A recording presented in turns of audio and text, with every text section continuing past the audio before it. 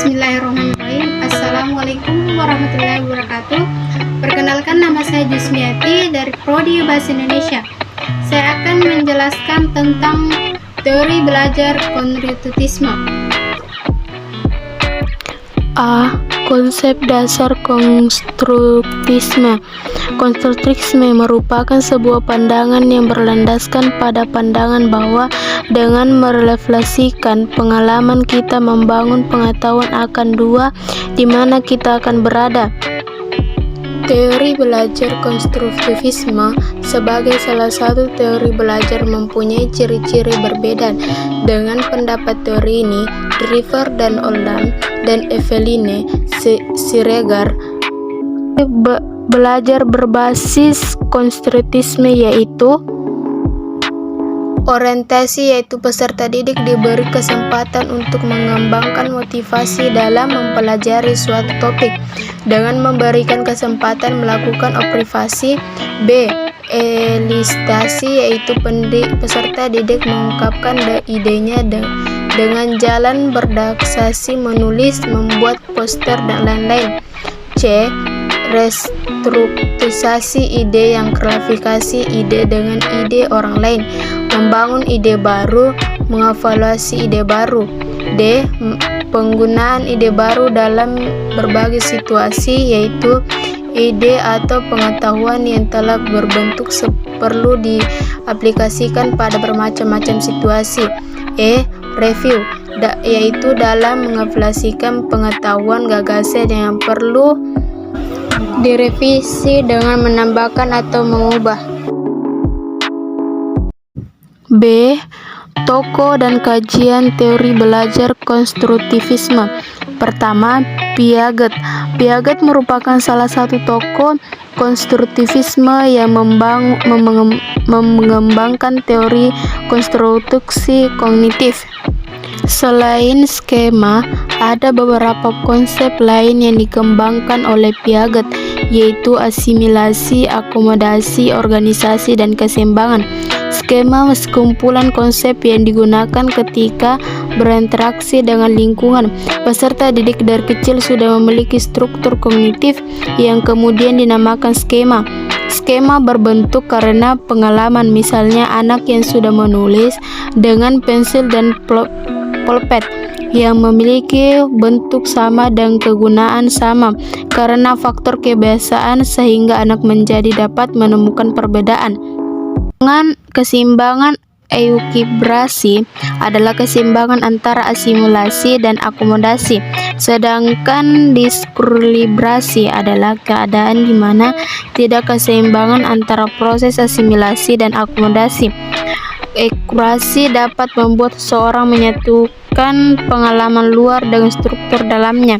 Akomodasi dalam menghadapi rangkasan atau pengalaman baru, seseorang tidak dapat mengasimilasikan pengalaman baru dengan skemata yang dimilikinya.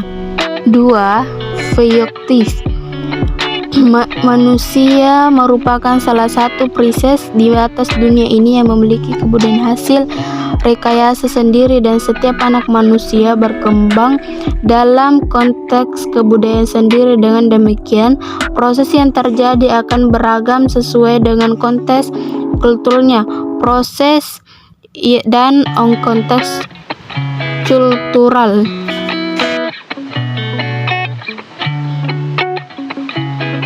C. Aplikasi dan implikasi teori belajar konstruktivisme.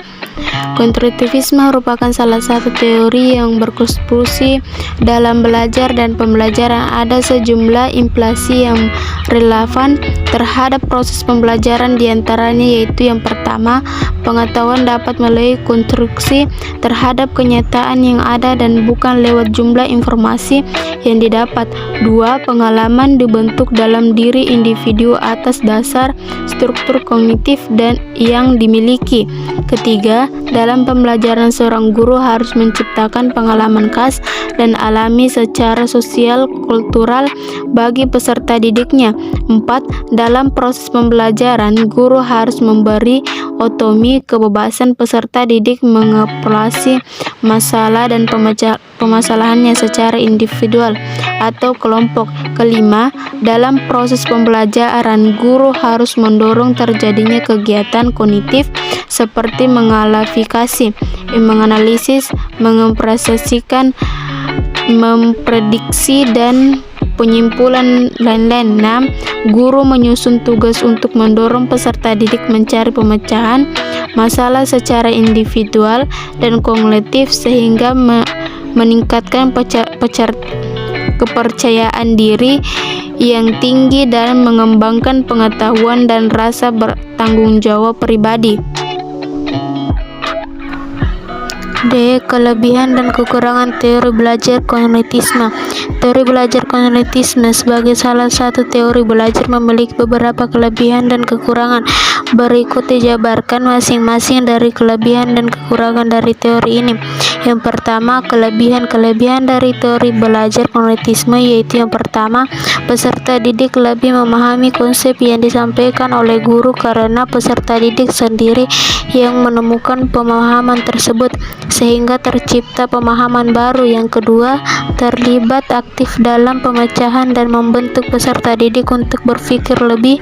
Pengetahuan tertanam sesuai skema yang dimiliki peserta didik langsung dikaitkan dengan kehidupan nyata sehingga peserta didik lebih mandiri, dewasa, dan dapat memberi aspirasi dan menerima pendapat orang lain, dan mengoperasikan peserta didik dalam belajar kelompok saling berinteraksi terhadap pembelajaran dan hasilnya sehingga dapat pencapaian kesempatan belajar pembelajaran yang dapat diharapkan.